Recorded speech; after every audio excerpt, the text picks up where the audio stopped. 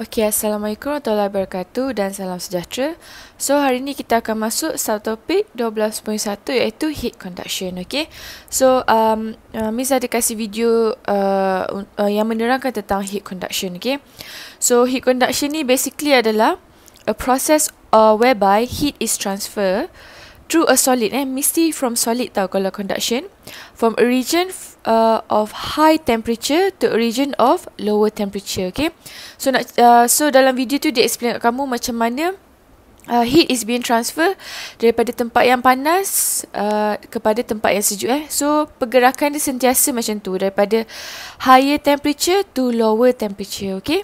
And then kita akan masuk dengan apa yang penting lah, okay, iaitu rate of heat transfer, kadar perpindahan tenaga tu. Okay. Apparently kita boleh kira berapa exactly heat energy is being transfer, kadar dia. Okay. Contohlah dalam masa satu saat 50 joule of heat energy is being transferred. Okay, we can calculate that. Okay, so let's say lah kita ada metal rod kat sini. So let's say we have a metal rod. Okay, so kita akan tengok apa faktor yang contribute kepada rate of heat transfer. Okay, so kita tahu rate of heat transfer sentiasa daripada tempat panas ke tempat yang sejuk. So T initial kita mesti tempat yang panas kan. Sebab waktu ni banyak free electron dia tengah vibrate kan. And then T final kita mesti tempat cool. Okay. So kalau kita tengok, kalau kita buat error kan, mana arah rate of heat transfer kita? So dia akan daripada sini ke sana lah kan. Okay. Okay. So memula kawasan ni panas. Lepas tu kamu tengok dalam video tu kan banyak free electron dia vibrate kan. Lepas tu dia pun akan transfer dia punya tenaga tu dekat kawan dia kat sebelah. Okay. Transfer sampailah sampai hujung ni pun panas. Okay. Alright. Okay. So let's say lah kita ada cross sectional area kat sini. And then katalah kita ada panjang metal rod ni berapa kan. Okay. So kita akan tengok kat sini. Okay. Apa yang dia cakap. Okay. Dia cakap bila soalan tu cakap ataupun apa-apa kamu jumpa statement cakap. Dia cakap bila rod tu in steady condition. Okay, maksudnya the rate of heat flow is constant. Maksudnya dalam masa satu saat, macam saya cakap tadi lah, satu saat 50 joule of heat energy is being transferred. Okay, another 1 second, 50 joule of heat energy is being transferred. Okay, so dia bukanlah macam dalam satu saat tu, tiba-tiba 50 joule, tiba-tiba 80 joule. Okay, so nak cakap kat sini, the rate of heat transfer is always constant. Okay, so kita tengok apa faktor yang mempengaruhi rate of heat transfer, okay, atau rate of heat flow. Okay, di mana simbol dia adalah kita cakap pasal kadar kan. So mesti over time, and then heat energy tu mesti Q.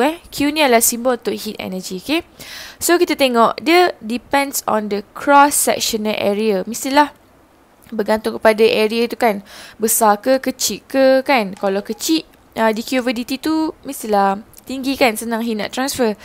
And then also depends on the temperature gradient. Okay, apa itu temperature gradient? Temperature gradient terdiri daripada dua benda lah, iaitu change in temperature over dia punya change in temperature, maksudnya change in temperature ni lah, and then over the panjang metal rod tu, which is this one. Okay, so bila kamu nampak dt over x, it refers to the temperature gradient. Okay, and then what else? It obviously it will depend on the material lah. Okay, kalau kita ada copper ke kan, kalau kita ada steel lah, mana lagi cepat heat transfer itu kan. Okay, so bila kita gabungkan ketiga-tiga faktor ni, ini kita nak wujudkan formula sebab kita nak kira kan rate of heat transfer ataupun kadar perpindahan haba ni.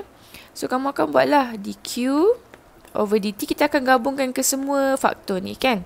Okay, it depends on the type of material kan. So mesti dia bergantung kepada what we call as K. K ni adalah thermal conductivity. Okay, thermal conductivity ni adalah satu constant yang bagi tahu kita material kita ni senang tak nak transfer heat. Okay, it's a constant lah, it depends on the material.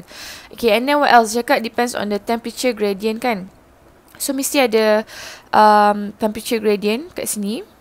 Okay, and also depends on the area. Okay, so area. Okay, and then we got ourselves a formula which is dq over dt equals to ka dt over x. Okay, so disebabkan adalah kat sini, okay, kamu nampak T initial sentiasa besar daripada T final kan, sebab heat transfer from hot to cold kan. So bila kamu cari dia punya difference kan, dt equals to dt lah change in temperature lah, T final tolak T initial kan. Okay, let's say lah kita letak nombor 15 tolak 30 kan. Katalah kat sini 30, sini 15. So we will get ourselves a negative dt kan. So kalau kita nak cakapnya kat sini, heat energy sentiasa positif tau. So kita akan letak negative sign lah kat equation ni supaya jawapan kita sentiasa negatif kan. Sebab kenapa? Sebab dt ni kita dapat jawapan dia negatif kan. So we will put negative in front of the equation to make the whole answer positive. Okay. So this is our equation. Okay. Right. So okay, and then nak emphasize lagi, unit untuk dq over dt adalah we call it as watt. Okay. Watt. Okay. And then Miss nak emphasize lagi, temperature ni just put it in Celsius. Okay. Celsius is fine. Okay, let's continue. Okay, so sometimes the question wants you to find the value of K, thermal conductivity ni. Okay, so what happened? You just rearrange the equation. So you have the equation over here, right? So we want to find K2 sebagai yang kat depan tu lah. Okay, so bila kamu rearrange, you will get this formula, right? Okay. And then the unit would be what? So unit untuk dq over dt is watt, area is meter square, temperature is Celsius, or x is meter kan. So you will get W over M negative C lah. Negative C pula, Celsius kan. So when you rearrange, you will get something like this. Okay. Because you use the temperature in Celsius, so might as well use this one. Okay. And then apa yang penting pasal K ni adalah dia nak cakap kat kamu, okay, makin tinggi nilai K tu makin cepat dia conduct heat ataupun transfer heat kan.